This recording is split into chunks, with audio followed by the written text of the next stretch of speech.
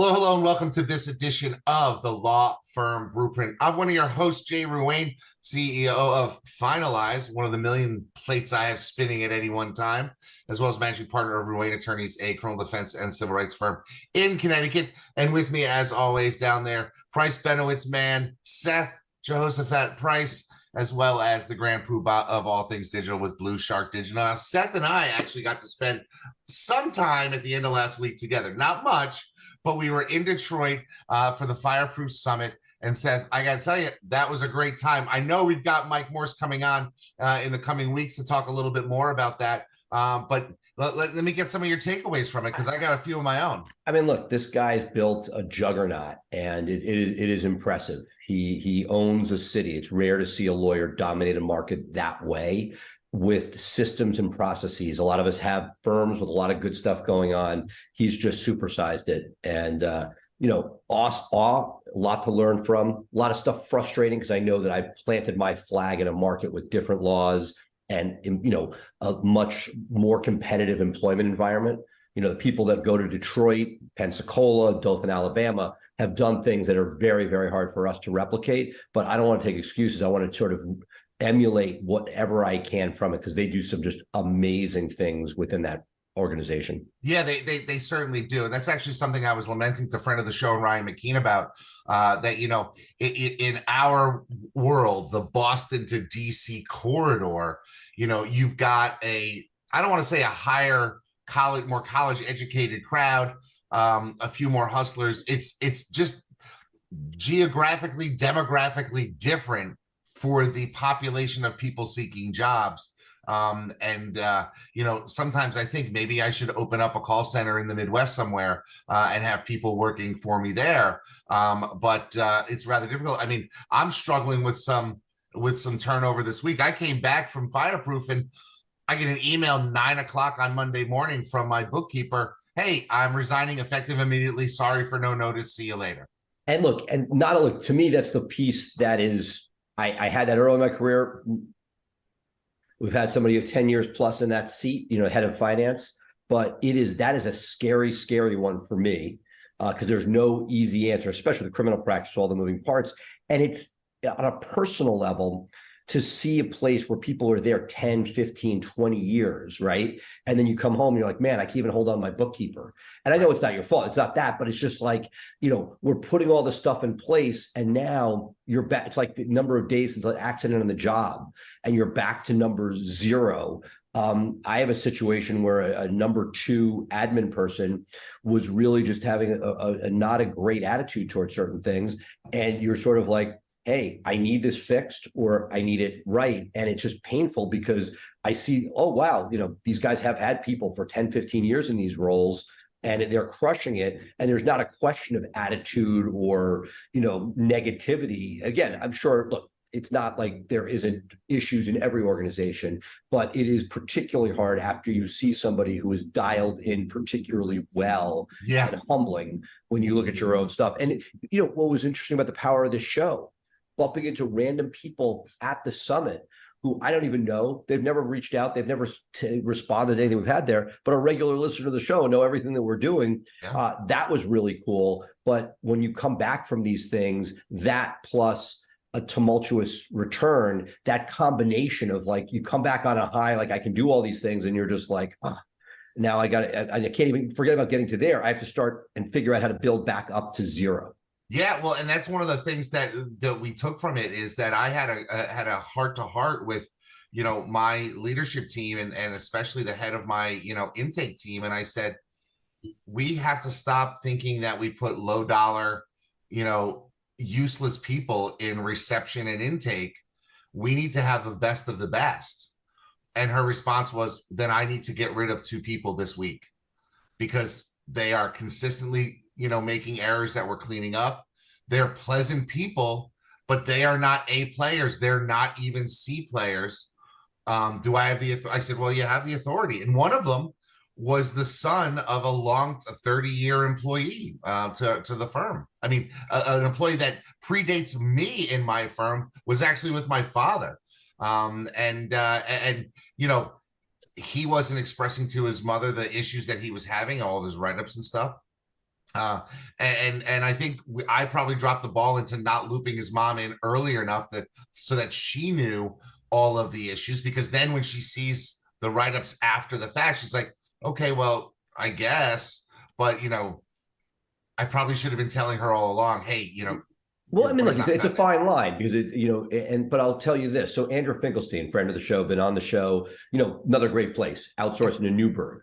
Freaking awesome, right? He's a guy, he has one of the few firms that's more impressive than what we saw up there, if that's even possible, right? Just incredible what he's built. But he's told me stories, and I think he may have shared them on the show if we go back, where he had, four siblings, people related, mothers, daughters, sisters, and working at the firm, and one person had to be fired, and he was pretty systematic about it, where he brought them into the loop, showed what was going on, and didn't get their blessing, but got the buy-in because they have enough of a firm culture where they get that that's what's that it's the greater good, and that you just can't have somebody who is harming the organization.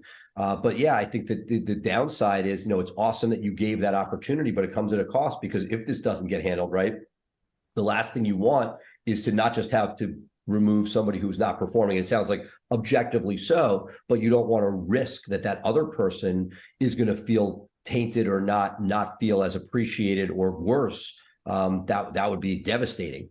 Yeah, it's and these are the problems you have that you can never sort of anticipate. I mean, we all know, as you grow and scale your law firm, as you grow and scale your business, you're going to run into challenges. Do I have enough leads? Are the leads quality enough? Do I have enough staff and that type of thing? But the interpersonal stuff that happens, you can't predict it. We had another person who was recently let go, who was a superstar in a prior employer, who folded up shop and then came to us and was also underperforming. Now, I wonder, was that they are a superstar a load of crap? But I had heard about them being a superstar for 4 years, 5 years, and then said, well, if they're available and the other place out of business, let's bring them in. And then they're not a superstar, or they might have been a rock star by some lower standard, but not by our standards. Well, look, I'm going to go somewhere that's, it's real. It's controversial, not controversial, but mental health post-COVID. We see the celebrities. Look at how many FU celebrities that are household names that have killed themselves in the past few years, right? Real stuff. People you're shocked with. Best dancer, father, you see it, TikTok. I mean, crazy stuff is going on.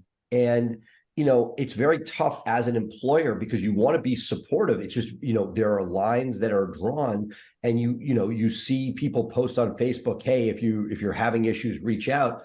The question is, how do you handle that as an employer? Because there are a lot of people that could use a helping hand, that need support, but you're, as an employer situation, you're in a unique place where there are things you can do, but there are certain areas where you don't want to really be touching.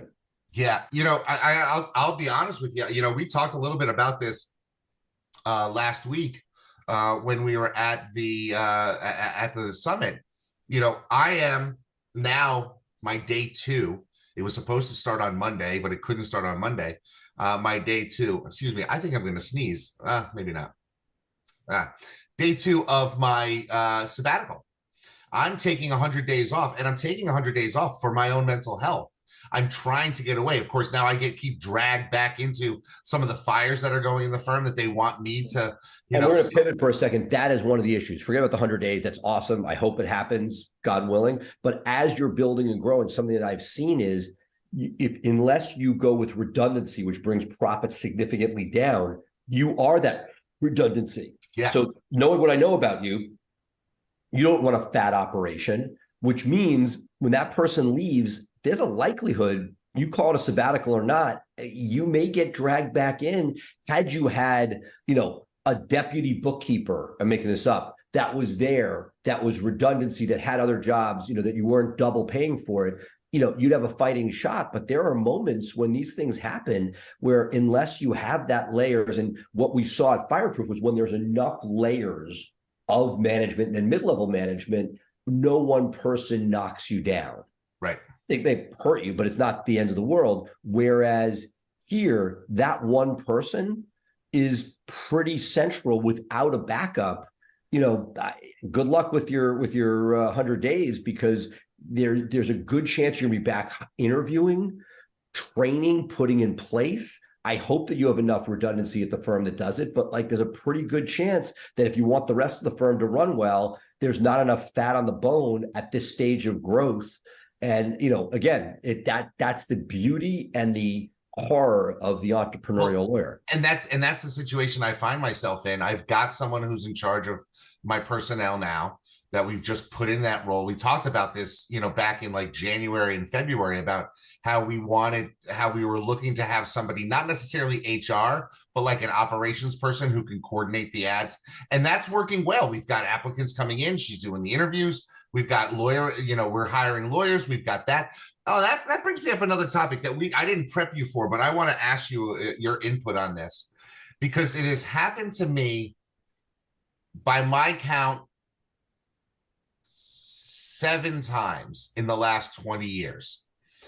I have had attorneys leave my office. Now, my penchant for hiring right out of law school, where we would train them to do it our way. Yes, we would get them at a discount. And then, 3 or 4 years in, they'd be worth a lot more to another firm, and they get snapped up by them. In the last week, we had 2 lawyers who've left, one in April, one in March, reach out to my head of legal ops and say, I made a terrible mistake. I didn't realize how good I had it. You guys gave training. You guys were supportive. You guys were flexible.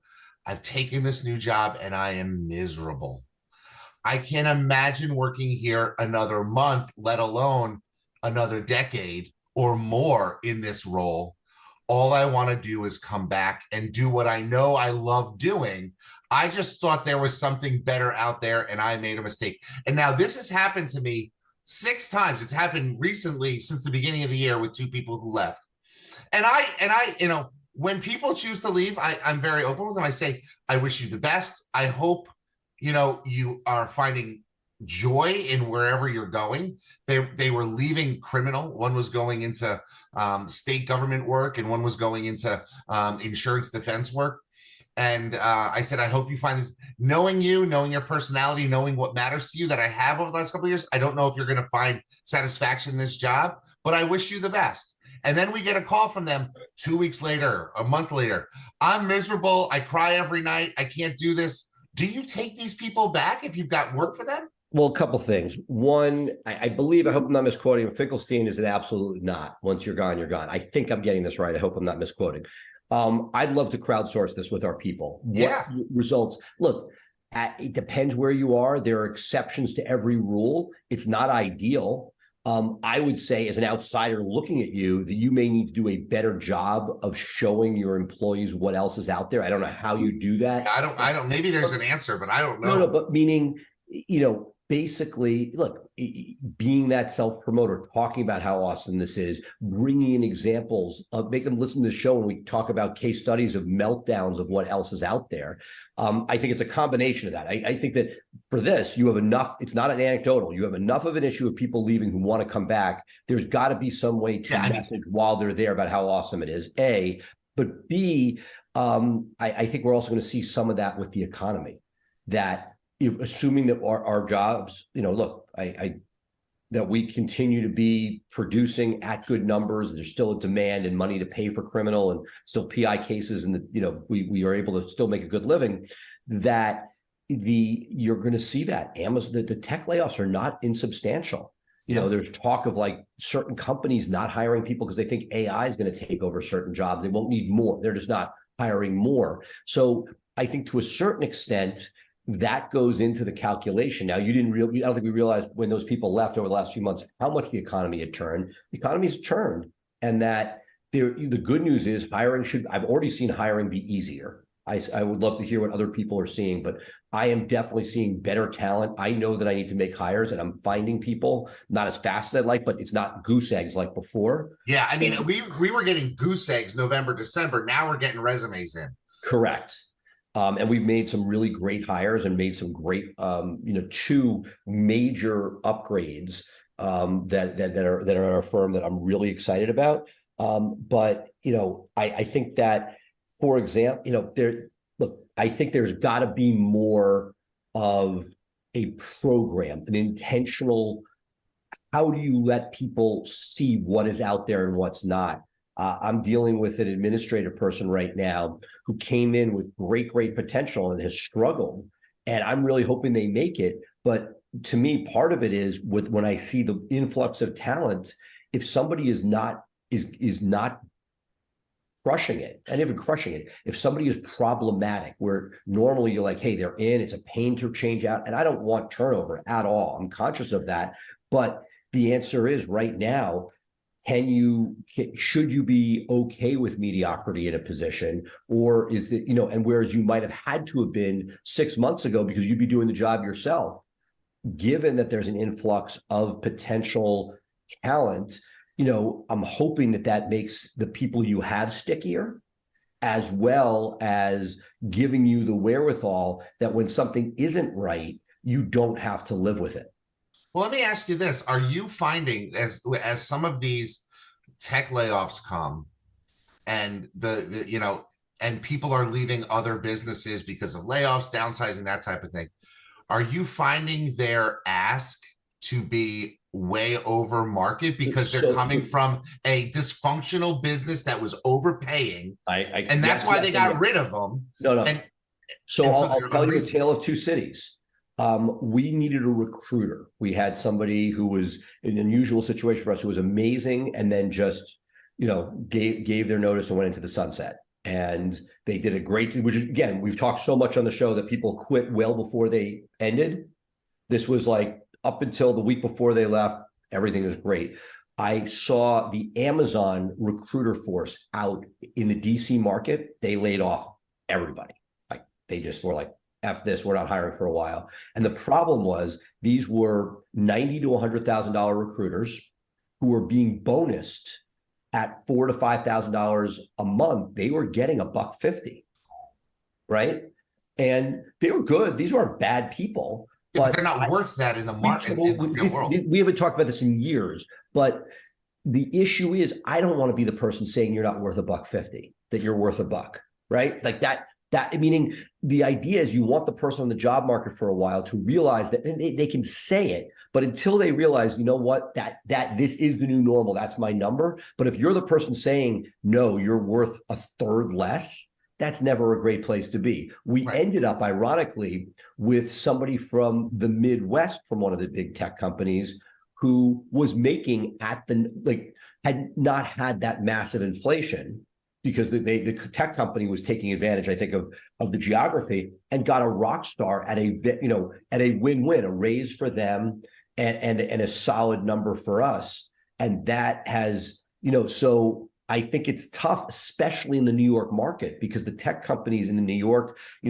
bedroom communities of New York and Connecticut, the numbers were out of control, and it doesn't exist. It's not like you can go to Amazon right now and get that. You can't go to Google and get that. Google's talking about cutting out free food, for God's sakes. And not that they don't pay really, really well for the people that are there, but it's almost like there's a second economy. There's ones that was playing with house money, and there's ones that were, every day trying to get ROI from each and every employee. And as long as that second piece doesn't blow up and take, part of the reason that a lot of people go to Eastern Europe and other places for certain tech pieces is that, the Silicon Valley suction that anybody with any of this stuff is at a couple 100,000 made the ability for us to hire just really brutal. Yeah. One of the challenges that I see in my local market is that, as a suburb of Manhattan, there's a lot of hedge funds in my area, a lot. And, I see posts, and I only found this because I was looking to see what was market in my area. I saw some hedge funds and other industries starting receptionists at 80, 85, $95,000 as a receptionist at their front desk. Now, I cannot pay that. I would not pay that. And so my front desk is empty right now because we're trying to find somebody who fits that, where we are. And I think we're paying over market in most of our positions. But it's just, well, it's something that I did is we got away from the receptionist. We don't have enough people coming to the office. We just have some of our paralegals stationed at what would be a reception area, and it's a piece of their job, but they're doing criminal paralegal work while. Right. But something I'll throw at you. Hopefully, it's inspirational. I mean, I think it's an interesting story, and hopefully, the audience can learn something from it. But when I lost my bookkeeper, because I remember as I started, whether it was in real estate and then in law, losing a bookkeeper was one of those things that was just devastating when it happened. It was just like stability. Like when the bookkeeper's there, everything gets paid, the money comes in. When the bookkeeper's not, it's a scary moment. Yeah. Right.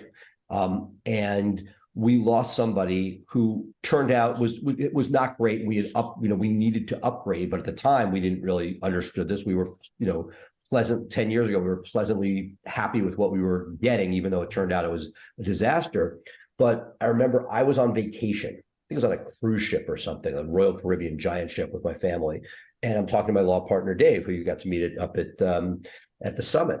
And he's like, we just interviewed somebody. She passed all the tests. She seems great.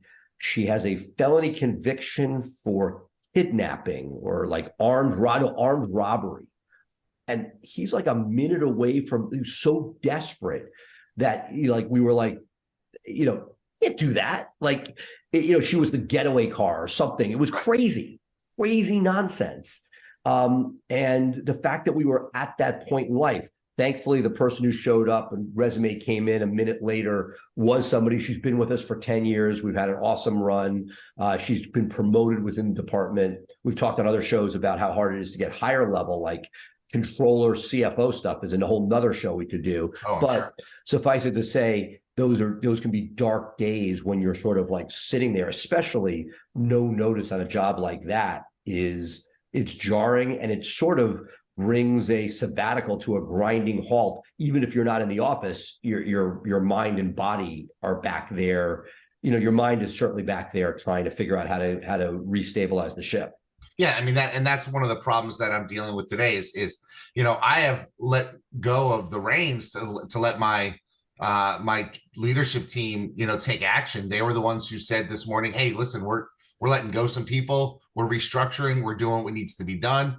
I had some input on as to, how to make the landing softer for these people, and maybe a solution on our reception. One of them was on our reception team that was failing. And I said, look, let's turn on, that, press 1 for new clients, press 2 is for existing clients, because we're going to be down a receptionist. At the end, if it rolls over, instead of it rolling over to the third person, it will roll to that option so that people can self-direct where they need to go. And we hope that that's going to solve the problem until we can staff up, because I like people answering the phones rather than giving that automated menu. Well, look, I know that we probably have to get out at some point of this, but let me ask you this, because you went through this. So you've had a couple lawyer turnover over the last couple of months. You then had notice from a key person on the finance team. No notice. No, but you were notified. Sorry. Notice, but the person's not with you. Yes. Are there moments, and I applaud you for doing it, but I have struggled with this, that when stuff isn't as much flux it might have been, and you mentioned you had 2 people that were not performing and your team says it's time to go, I have been guilty of kicking the can, saying it's just too many moving parts. I can't. I said that. In fact, I brought that up. I said, can we keep this going and not terminate these people for another 3 weeks? Let's get the positions filled we need to. And the response was, you see it as, we've lost 4 people in the last 2 weeks if we let these people go. We see it as one person on this team, so that team can still function. That team that we lost one person on still has 4 people. They can pick up the slack, that type of thing. So they don't see it in the weeds as much as I do. Well, let's put it this way. Mr. Systems comes through, which means you're doing something right. Because I know that I've been in positions over the years, not recently, thankfully, where we have held on to people longer than we should have because we were like, even though that person might go rogue on a phone call once in a while, they were getting 80% of it done. Yeah. Look, you see it in the numbers. We are now at like 90+% answered. My answering service bill went from $500 to $1,000, $5,000 to $1,000 a month. Like lots of good stuff. But there are moments in life when you're building to scale where when you don't have that redundancy and the person is working at 80, 75 cents on the dollar, where you're better off kicking the can for a while. I mean, sometimes, look, we have a lot of listeners that are at different stages. Sometimes the system's in place and you're part of the problem. Sometimes it's you're making mistakes in hiring. And then the last part, which you started to allude to, is I genuinely believe that there are a lot of people hurting right now who may have been fine 6 months ago or a year ago or 2 years ago, but that the toll of everything that's gone on has taken it, is not insignificant. And that I feel like sometimes it's whack-a-mole, where the most devastating thing is you hire right, you have systems in place, and then the person isn't the same person that came in the door, a number of months back. Yeah. So this brings up a lot of questions, and I don't want to get deep into it today because we're already going over our time. But, this is something that, I sat down on the plane ride back, and we are now 24 years into this firm as it stands right now. And if I look back 24 years ago, my father, who's my partner in this, was my age. He had just turned 50 when I joined his firm and created this. And in the last 24 years, we have built what we've built. And that caused me some pause to take back and say, we've accomplished a lot in 24 years. What can I accomplish in the next 24? And how big do I want to get? What are our goals as a firm? What are our values as a firm? Because it's not just me and him saying, okay, let's make this work. We've got 30 plus people that we're trying to take to the next level. And really my thought process about taking this time off is to say, okay, I've been doing this 24 hours a day, 7 days a week for 24 years. I am burned out. And I think distance is going to give me some clarity about where I want to go with the next 24 years.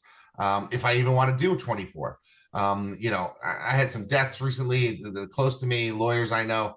And it's just, I need to take that mental health break so that I can make sure that I'm making conscious decisions and not just sort of going along with the tide as I get washed up on shore. Well, I feel like, and knowing you as well as I do, I think the existential question for you is, okay, what is a firm? Before it was Jay working and a bunch of people working around. If you want to be a business owner, a lot of people listening to this show are doing it because they want to work on their business, not in their business. They say it, they're not always in a position. I was fortunate, you got to meet David, that I had a guy who loved legal, that I was able to sort of from day one extricate and not have cases and work on the business. That said, the question is, what is a successful, stable, financially rewarding business that you are not in a legal capacity for looks different than what, your dad was the epicenter of the firm, right, and you have been for a lot of years. If you don't want to be, that's a different business, and there's nothing wrong with it. But right, all of a sudden, I have a friend of the show, I won't say the name, who runs a firm where they are the lion's share earning, and they have a bunch of people spinning wheels with awful percentage splits, upside down. 2/3 going to the employee, 80% going to the employee, not in a virtual firm. Yeah, I know. I think I know who you're talking about. Right? What? I think I know who you're talking about. And what I'm saying is, if you took that person's revenue, the actual, tiger out of the firm, if you're once you are not significant, and I saw this when I started pro forma stuff, can Dave elevate beyond the great courtroom lawyer who's actually in court to somebody who's leveraging other people's work and helping build up the civil practice and only coming in on the most important criminal stuff? When that happens, that is a different business model than Jay is bringing in 1 point something on his own back. And yes, your profit margin than everybody else are lesser, but that's okay because I have enough revenue from that. But then it's sort of like a cooperative, and that's not what you want. You're trying to set something up. And if you take out that 1 point something of yours, right, that's you, Jay Ruane, handling these cases, then you need to, this is the problem. This is where people come crazy like me. You have to scale more to make sure that the lesser amount from all those other people is enough to make it interesting. Yeah, it's really difficult. I mean, I've been lucky. I haven't touched a criminal case in like 3 years, except unless I have to go and cover a continuance because a lawyer's on trial, and I don't plan on getting back into a courtroom anytime soon. I have lost joy for that.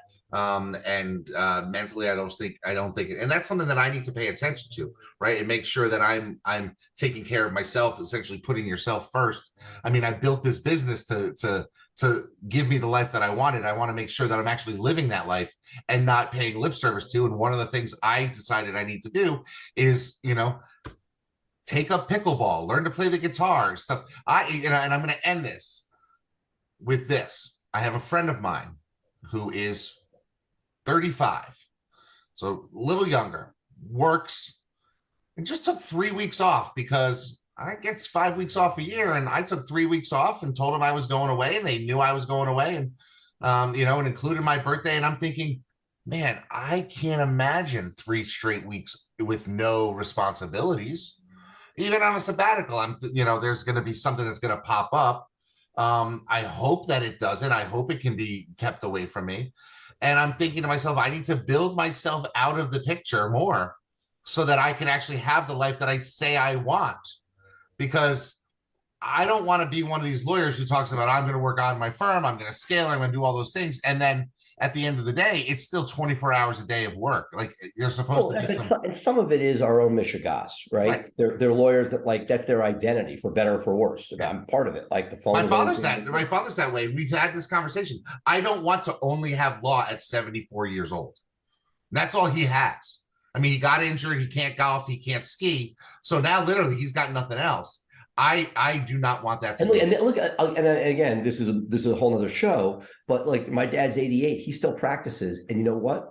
His friends' minds are all done. Their body, I mean, again, I can't blame it on the body, but like he is razor sharp at 88, to the point where like we're looking at a president who may be running, it might be 86 by the end. Like that mental capacity he has, fine. The question is, if you do circle out, does that, well, it sounds great, but then you end up playing pickleball at the Villages and like morphing into nothing. So I don't know. That kind of sounds appealing to me. Sitting in a pool all day until you go there and you're like, oh, I mean, like I think like many things in life, you just got to be careful what you ask for. Exactly. Very cool. I'm going to go to Florida in a couple of weeks at the end of June and hang out and sit at the beach and play pickleball and see how that life appeals to me. I may come back and say, oh, I don't want that. I'd rather do anything else. But it's really sort of giving me perspective. There's also a difference between doing it for a week or two versus doing it full time. Forever. Yeah. I don't know. We'll see how it goes. All right, folks, that's going to do it for us. There's a lot to unpack in this episode. I got to tell you, we covered the spectrum, but that's okay. That's what we're here for here on the Law Firm Blueprint. It's like our weekly therapy session with each other, and you guys get to listen in. But if you are listening in, I hope you're doing it on our podcast, where you can follow us and take us along anywhere you go by following the Law Firm Blueprint podcast on any one of your favorite podcasting platforms. And of course, be sure to give us a 5-star review when you do it. Of course, if you're watching us live here in the Law Firm Blueprint Facebook group, be sure to make some comments. Let us know. Would you hire somebody back who said they made a terrible mistake? I mean, you cut down on the training, but they could also leave you again and leave you high and dry. So those are the questions that we got to answer. So give us some. Yeah, and let's make sure we post this in the Facebook group so let's put the questions out there and see what we get. Yeah, I'm really curious to see what people would say. So follow us along. We'll be here live every Thursday, 3 p.m. Eastern, 12 p.m. Pacific. I'm a little messed up still. And I will keep letting you guys know what's going on in my world. Hopefully, I know I've got a golf set up for Monday for a charity golf outing. I don't know what I've got the rest of next week, but I'm hoping to have fewer times thinking about work and more times thinking about the future on my desk. So what do you got going on? Are you traveling this week? No, I got a bunch of time off till I head to next thing will be Pilma towards the end of the month. Actually excited. Peter Shankman will be down there. Nice. He's speaking, get to spend some time with Peter. And no, it's really that's my trying to get down to one trip a month. And look, as you saw from the last trip, there's huge benefits to getting out of the office. I may take that to the 10th degree, but I think anybody who got out and went to Detroit got a lot out of it. And I find that even that there are ones that are not nearly as intellectually stimulating as what we went to, but you always get good stuff and inspired by the people you meet. Absolutely. I mean, there's something to be said for getting out of your home state and seeing how other people are doing things. Absolutely. Because it can just open up avenues. So that's going to do it for us now. Have a great week, folks. We'll see you next week. Bye for now.